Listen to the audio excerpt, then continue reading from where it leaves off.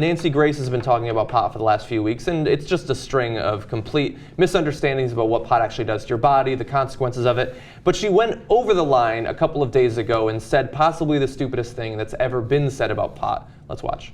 The reason I'm against the legalization of pot is because I've seen too many felonies.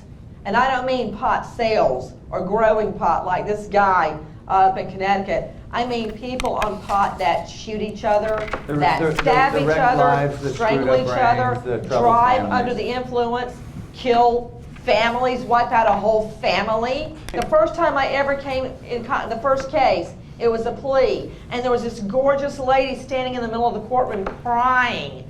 And I didn't understand. I said, well, what is this case? Somebody else was taking a plea, and they said she's a stockbroker. She got addicted to pot. She ended up losing her job, wrecked her car, couldn't make the house payments on her house. So her husband got custody of the children. So now she has no car, no house, no family, nothing.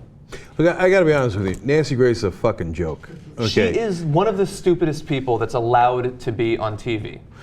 Encouraged to be on TV with a very high salary. Oh, I'm sure it's crazy high. So I know that what her main line of business is emotional porn.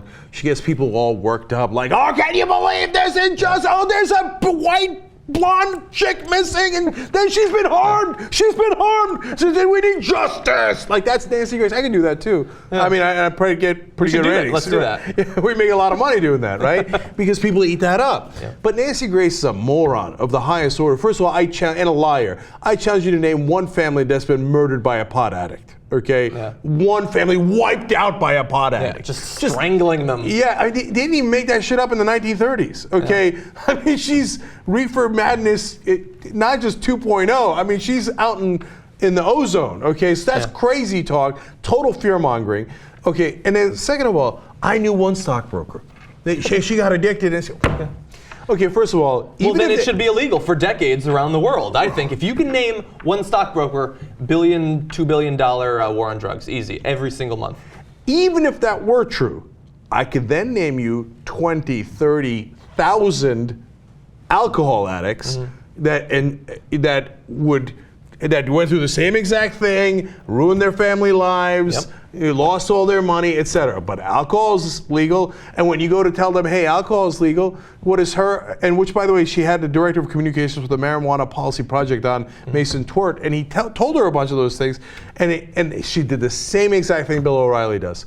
But what about the children? Yeah. Yeah, but we don't let the kids drink alcohol either, and we're not going to let them smoke pot. So your argument is total and utter bullshit, because you know adults should be allowed to do it. You know that a lot of things we do, including, she said, Diet Coke.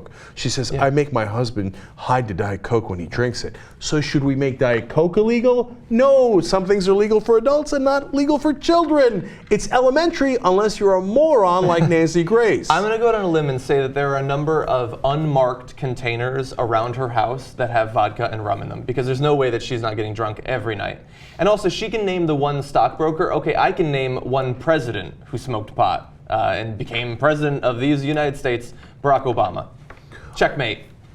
By the way, come on, do I get a TV show on HLN? I'm awesome at this. No, you just stated facts. They're not interested in that. And I believe I can name at least 3 presidents. Yeah, you could go farther than that.